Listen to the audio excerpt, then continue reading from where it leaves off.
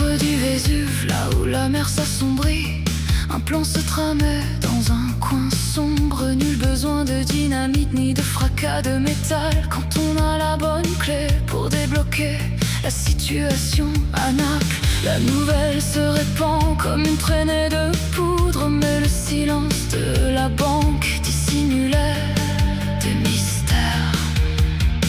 Le coffre-fort semblait un temple, un coffre scellé, et pourtant le loup s'y engouffra par le chemin déjà tracé. Aucune alarme ne retentit, aucune vitre ne se brisa. Le braquage fut servi sur un plateau. On parle d'une taupe, d'un murmure dans un couloir qui transforma le marbre en un abattoir facile. Les coffres sans protection, fragiles comme du verre cédère. Sans hésiter, hors alliance, souvenir d'une vie entière. S'envolèrent dans les ténèbres, réduisant les néants en quelques minutes.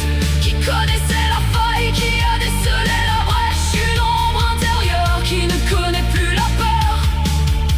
Le respect dans cette histoire ne revient certainement pas au vol, mais à la main qui trahit la confiance la plus intime.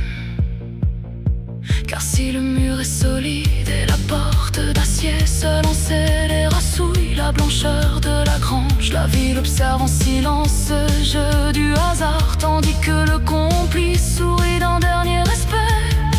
Espoir volé, trésor dérobé, tandis qu'au loin la sirène chante une douleur inutile. Un goût amer persiste pour ce pacte bafoué par ceux qui pour quelques sous